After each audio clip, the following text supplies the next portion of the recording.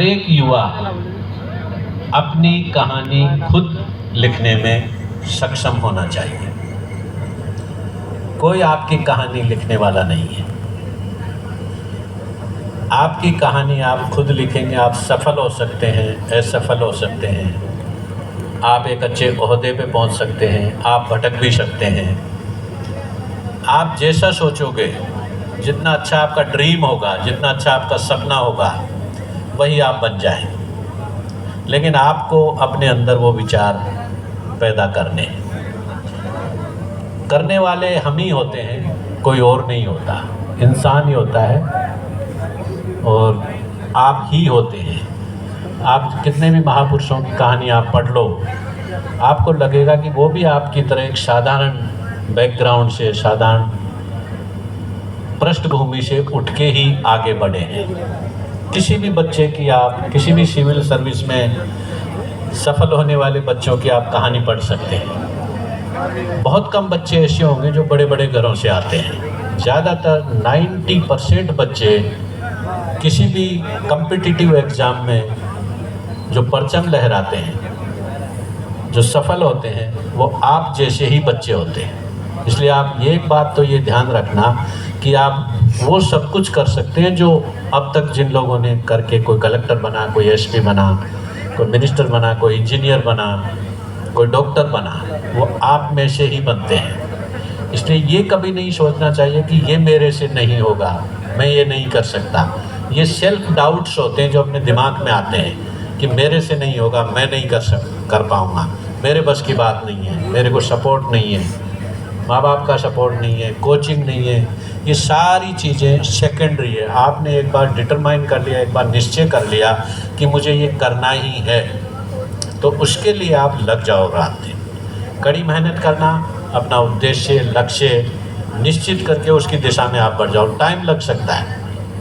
कई बच्चे भाग्यशाली होते हैं जो 1-2 अटेम्प्ट में कोई भी कॉम्पिटिटिव एग्ज़ाम को क्रैक कर लेते हैं। कई बच्चे 3-4 साल में, सबका अपना अपना समय आता है।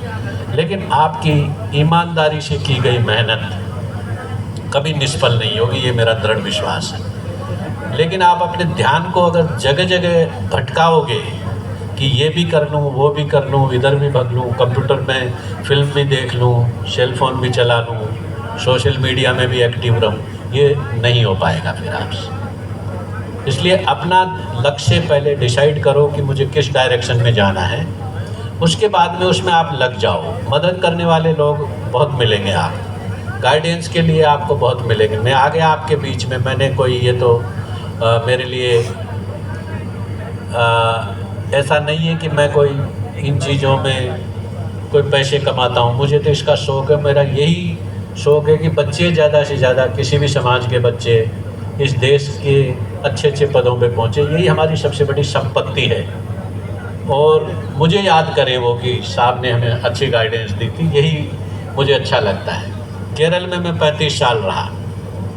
35 साल मैंने अपनी सेवाएं ज़्यादातर बच्चों के लिए ही दी है। एक यूनिवर्सिटी, कॉलेज और स्कूल ऐसा नहीं होगा केरल में जिसमें मैंने मोटिवेशनल प्रोग्राम ना किया। देश के हर राज्य में, कोने कोने में मेरे बनाए हुए IAS IPS अफसर आपको मिलेंगे, ज़्यादातर केरल के, क्योंकि मैं केरल में रहा ज़्यादा। अब वहाँ मुझे हिंदी बोलने का मौका बिल्कुल नहीं मिलता था, मैं केवल अंग्रेजी और मलयालम में बोलता था। अब जाके मुझे थोड़ा हिंदी में बोलने का अनुभव मिलेगा, आप लोगों के साथ बोलने का। वहाँ मेरे जितने भी मोटिवेशनल प्रोग्राम होते थे वो सारे अंग्रेजी और मलयालम में होते थे। अभी भी मैं गया हूँ 3 यूनिवर्सिटीज़ में, 3 जगह करके आया हूँ प्रोग्राम। और ज़्यादातर बच्चे सिविल सर्विस की एग्ज़ाम देने वाले ही थे वहाँ, उनके लिए मैं गया था। आपको कोई ना कोई सक्सेसफुल आदमी के आइडियल्स, उसके प्रिंसिपल्स, उसकी जीवन शैली आपको ज़रूर पढ़नी चाहिए। प्रेरणा आपको उन्हीं से ही मिलेगी। आपके माँ बाप भी हो सकते हैं, आपके परिवार में भी हो सकते हैं, और महापुरुष हैं। इतिहास में कई लोगों का नाम है, महात्मा गांधी से लेके Martin Luther king, Abraham Lincoln, Churchill, आप और भी सफल आदमी विश्व के जितने भी लीडर्स में हैं, उनकी आप स्टोरीज पढ़िए। अब्राहम लिंकन की आप स्टोरी पढ़िए। तो आपको ऐसे लोगों को आदर्श बनाना चाहिए जो आपको प्रेरणा मिलती हो उनसे। क्योंकि आजकल मैंने जो देखा है, बच्चों का भटकाव बहुत ज़्यादा हो रहा है, बहुत ज़्यादा भटक रहे हैं बच्चे, और सबसे ज़्यादा सोशल मीडिया से उनको डिस्ट्रैक्शन जिसको बोलते हैं कि भटकाव की स्थिति है। कई चीज़ें एक दिन में आपके व्हाट्सएप पे, आपके फेसबुक पे, आपके कंप्यूटर पे, आपके लैपटॉप पे, आपके मोबाइल पे आती है। क्या आपके लिए उपयोगी है और क्या उपयोगी नहीं है, इसका निर्णय आप खुद करिए, किसमें कितना टाइम देना है। क्योंकि अपने मन को एक जगह लगाना, कंसंट्रेट करना, वो आपके ऊपर निर्भर। इसलिए जो चीज़ आपको उपयोगी लगती है वही आप देखिए, वही आप पढ़िए, और आपके जीवन को जो सफल बनाने वाली चीज़ें वही पढ़िए। जीवन में आपने देखा होगा कि आप जितने भी स्पोर्ट्स वगैरह देखते हैं, स्पोर्ट्स में आपको ओलंपिक का मोटो मालूम है? ओलंपिक में क्या मोटो होता है, क्या उद्देश्य होता है? 3 शब्द हैं ओलंपिक के, बताएगा कोई क्या है? जनरल नॉलेज का क्वेश्चन है। हम तो आईएएस की परीक्षा देते थे तब पूछा जाता था ये, वो मुझे अभी भी याद है। ओलंपिक्स में जब गेम होते हैं तो उसके क्या होते हैं? 3 वाक्य, क्योंकि हर एक इवेंट होती है उसमें एक आदर्श वाक्य होता है। तो जब ओलंपिक शुरू हुए थे उसके 3 वाक्य होते हैं जो हर बार लिखे जाते हैं टॉप पे। क्या होते हैं, कोई बता देगा? कोई बच्चा है जो बताएगा? जनरल नॉलेज का क्वेश्चन है, क्योंकि आपका भी ये टेस्ट है, ये सबसे पहले आप पढ़ना। वो लिखे हैं कौन सी भाषा में? ग्रीक और लैटिन में। उनको बोलते हैं ऑल्टियस, सीटियस और फोर्टियस। सुना है नाम कभी? ऑल्टियस, सीटियस, फोर्टियस। Stronger, higher and faster. ये 3 जो होते हैं वही जीतते हैं उसमें। जो सबसे स्ट्रोंग होता है वही वेट लिफ्टिंग करता है, वही कुश्ती में जीतता है। That is known as fortius. एक होता है ऑल्टियस, हायर। आप जितना ऊपर पोल वोल्ट में जितना आप ऊपर जंप करोगे उतना ही आप जीतोगे।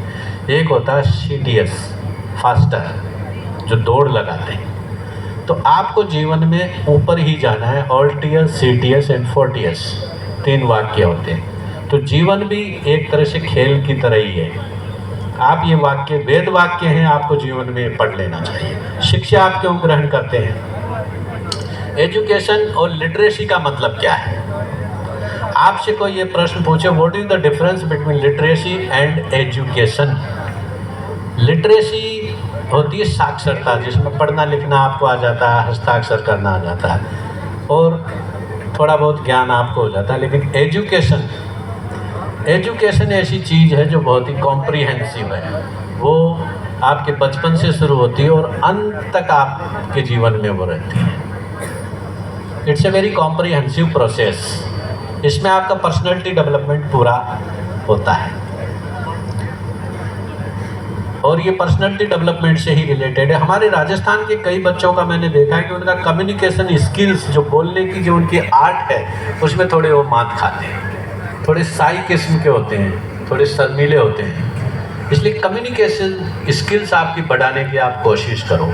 आप डेली कुछ न कुछ ऐसी चीज़ सुनो जिससे आपको बोलने में मदद मिले। आप आईने के सामने खड़े होकर खुद से भी आप बात कर सकते हैं, कुछ पढ़ सकते हैं, कुछ लिख सकते हैं। इससे क्या आप सर्विस में आने के बाद भी आपकी चैलेंजेस जो होगी उनका आप सामना अच्छी तरह से कर पाओगे। इसलिए कम्युनिकेशन स्किल्स आप ज़रूर अपनी बढ़ाओ। जहाँ तक कम्पिटिटिव एग्ज़ाम्स का प्रश्न है, मैं कोई आपको नया मंत्र तो बता नहीं रहा। जिसके लिए जो जो चीज़ें बताई मैं बताता हूँ, उसमें पहला हार्ड वर्क, आपको मेहनत तो करनी ही है, उसके बिना तो आप कहीं नहीं पहुँच पाओगे।